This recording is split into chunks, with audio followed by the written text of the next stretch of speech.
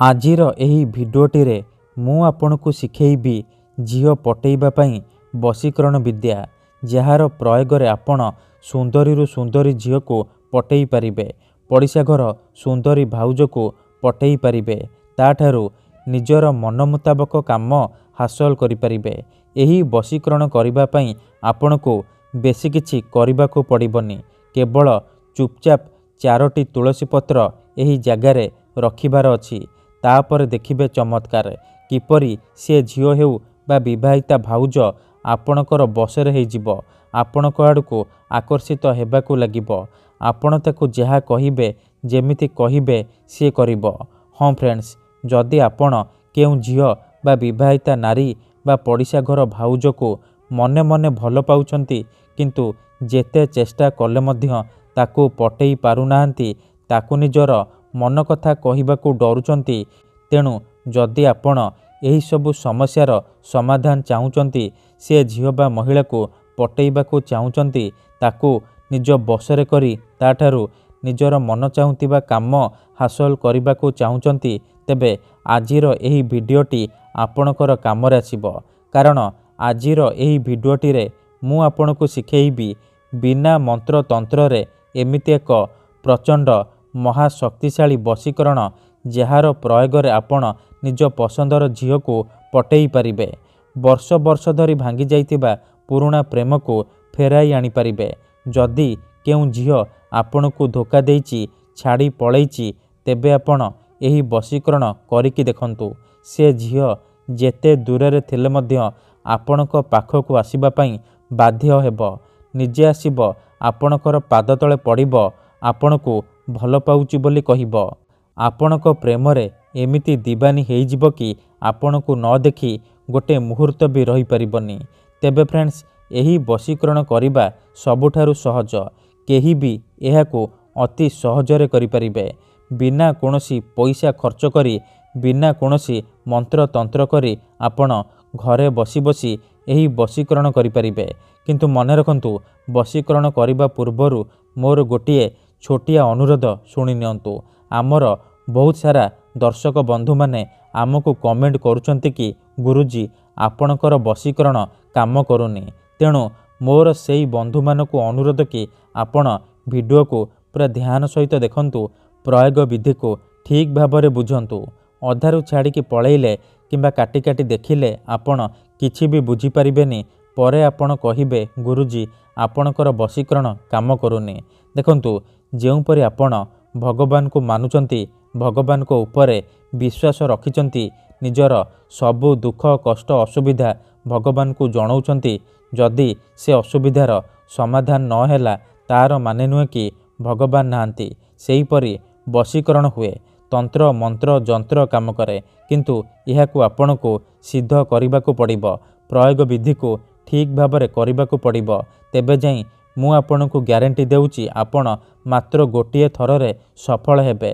ଯଦି ଗୋଟିଏ ଥରରେ ସଫଳ ହେଇପାରୁନାହାନ୍ତି, ଦ୍ୱିତୀୟ ଥର ଚେଷ୍ଟା କରନ୍ତୁ, ନିହାତି ଭାବେ ସଫଳ ହେବେ। ମନେ ରଖନ୍ତୁ, ମନ୍ତ୍ର ତନ୍ତ୍ର ଯନ୍ତ୍ର ବଶୀକରଣ ଇଏ ଏମିତି ସେମିତି କାମ କରେନି। ମନରେ ସମ୍ପୂର୍ଣ୍ଣ ବିଶ୍ୱାସ, ନିଷ୍ଠା ଆଉ ଏକାଗ୍ରତାର ସହିତ ଆପଣଙ୍କୁ ଏହି ବଶୀକରଣ କରିବାକୁ ପଡ଼ିବ।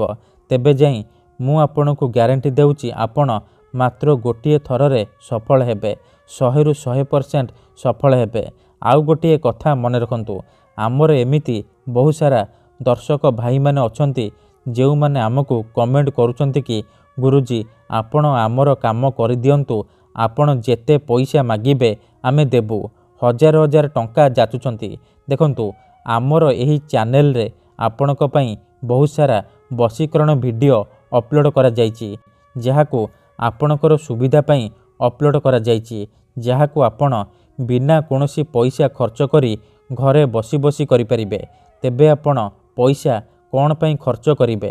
ଆପଣଙ୍କୁ ୟୁଟ୍ୟୁବରେ ଏମିତି ଅନେକ ଚ୍ୟାନେଲ ମିଳିଯିବ, ଯେଉଁମାନେ ମୋବାଇଲ ନମ୍ବର ଦେଉଛନ୍ତି, ତାବିଜ ବିକୁଛନ୍ତି, ବଶୀକରଣ କରିବେ କହିକି ହଜାର ହଜାର ଟଙ୍କା ଠକି ନେଉଛନ୍ତି। ତେଣୁ ମୋର ଆପଣମାନଙ୍କୁ ଅନୁରୋଧ କି ଆପଣ ଭିଡ଼ିଓ ଦେଖନ୍ତୁ, ନିଜେ ଚେଷ୍ଟା କରନ୍ତୁ, କିନ୍ତୁ ଏହିସବୁ ଠକାମିରୁ ଦୂରେଇ ରୁହନ୍ତୁ। ତେବେ ବଶୀକରଣ କ'ଣ ପାଇଁ କରାଯାଏ?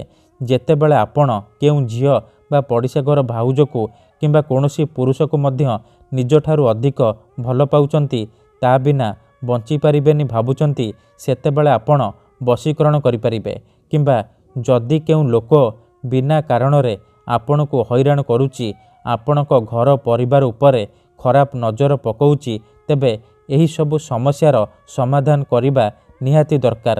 କାହିଁକି ନା କେତେଥର ଏମିତି ହେଇଥାଏ କି ଆମର ଶତ୍ରୁ ଆମଠାରୁ ପଇସାରେ ଆଉ ଶକ୍ତିରେ ବଳବାନ ହେଇଥାଏ, ଆଉ ଆମେ ଚାହିଁକି ବି ତା'ର କିଛି କରିପାରୁନାହୁଁ। ଏହିପରି ପରିସ୍ଥିତିରେ ଆପଣ ବଶୀକରଣ କରିପାରିବେ, ବଶୀକରଣର ସାହାଯ୍ୟ ନେଇପାରିବେ। ଏଥିପାଇଁ ଆମର ତନ୍ତ୍ରଶାସ୍ତ୍ରରୁ ମୁଁ ଆଜି ଆପଣଙ୍କ ପାଇଁ ଏମିତି ଏକ ସହଜ ଘରୋଇ ବଶୀକରଣ ନେଇ ଆସିଛି। ଯଦି ଆପଣ ଏହାକୁ ସିଦ୍ଧ କରିଦେଲେ, ମୁଁ ଆପଣଙ୍କୁ ଯେମିତି ଶିଖେଇବି ଆପଣ ଠିକ୍ ସେହିପରି କରିଦେଲେ, ତେବେ ମୁଁ ଆପଣଙ୍କୁ ଗ୍ୟାରେଣ୍ଟି ଦେଉଛି ଆପଣ ଯାହାକୁ ଚାହିଁବେ ତାକୁ ନିଜ ବଶରେ କରିପାରିବେ, ଅତି ସହଜରେ ପଟେଇ ପାରିବେ। ଆପଣ ପସନ୍ଦ କରୁଥିବା ସେ ଝିଅ ବା ସୁନ୍ଦରୀ ଭାଉଜକୁ ନିଜର କରିପାରିବେ, ଆଉ ତାଠାରୁ ନିଜର ମନ ମୁତାବକ କାମ ହାସଲ କରିପାରିବେ। ତେଣୁ ମୋର ଆପଣମାନଙ୍କୁ ଅନୁରୋଧ କି ମନରେ କୌଣସି ଖରାପ ଉଦ୍ଦେଶ୍ୟ କିମ୍ବା କୌଣସି ଖରାପ କାମ ପାଇଁ ଆପଣ ଏହି ବଶୀକରଣକୁ ପ୍ରୟୋଗ କରିବେନି। ଯଦି ଆପଣ ସତରେ ସେ ଝିଅକୁ ଭଲ ପାଉଛନ୍ତି, ତେବେ ଆପଣ ଏହି ବଶୀକରଣ ପ୍ରୟୋଗ କରିବେ। କାହିଁକି ନା ମାତ୍ର ଥରେ ବଶୀକରଣ ହେବା ପରେ ସେ ଝିଅ ହେଉ ବା ବିବାହିତା ଭାଉଜ ସାରା ଜୀବନ ପାଇଁ ଆପଣଙ୍କର ବଶରେ ହେଇଯିବ, ଆପଣଙ୍କର ଗୁଲାମୀ କରିବ। ଆପଣ ତାକୁ ଯାହା କହିବେ ସିଏ କରିବ, କୌଣସି ପ୍ରକାର ବାଧା ଦେବ ନାହିଁ। ତେଣୁ ଯଦି ଆପଣ ଏହି ବଶୀକରଣ କରିବାକୁ ଚାହୁଁଛନ୍ତି, ସେ ଝିଅ ବା ନାରୀକୁ ପଟେଇବାକୁ ଚାହୁଁଛନ୍ତି, ତାଠାରୁ ନିଜର ମନ ଚାହୁଁଥିବା କାମ ହାସଲ କରିବାକୁ ଚାହୁଁଛନ୍ତି, ତେଣୁ ମୋର ଆପଣମାନଙ୍କୁ ଅନୁରୋଧ କି ଆପଣ ଭିଡ଼ିଓଟିକୁ ମୂଳରୁ ଶେଷ ପର୍ଯ୍ୟନ୍ତ ପୁରା ଧ୍ୟାନ ସହିତ ଦେଖିବେ। ତେବେ ଯାଇକି ଆପଣ ସମ୍ପୂର୍ଣ୍ଣ ପ୍ରୟୋଗ ବିଧି ଜାଣିପାରିବେ। ତେବେ ମନେ ରଖନ୍ତୁ, ପ୍ରଥମେ ଆପଣ କ'ଣ କରିବେ, ଧ୍ୟାନ ସହିତ ଶୁଣନ୍ତୁ। ଶୁକ୍ଳ ପକ୍ଷର ଶୁକ୍ରବାର ଦିନ ରାତିରେ ଶୋଇବା ପୂର୍ବରୁ ଗାଧେଇ ସଫା ବସ୍ତ୍ର ପିନ୍ଧିକି ଆପଣ 4ଟି ତୁଳସୀ ପତ୍ର, ଖଣ୍ଡିଏ ହଳଦିଆ କପଡ଼ା, 4ଟି ଅରୁଆ ଚାଉଳ, ଅଳ୍ପ ଟିକେ ଲାଲ ସିନ୍ଦୁର, ସାଧା କାଗଜ ଆଉ କଲମ ଆଣିବେ। ଏହିସବୁ ସାମଗ୍ରୀକୁ ନେଇକି ଆପଣ କୌଣସି ଏକ ଜାଗାରେ ଆସନ ପକେଇକି ଦକ୍ଷିଣ ଦିଗକୁ ମୁହଁ କରିକି ବସି ପଡ଼ିବେ।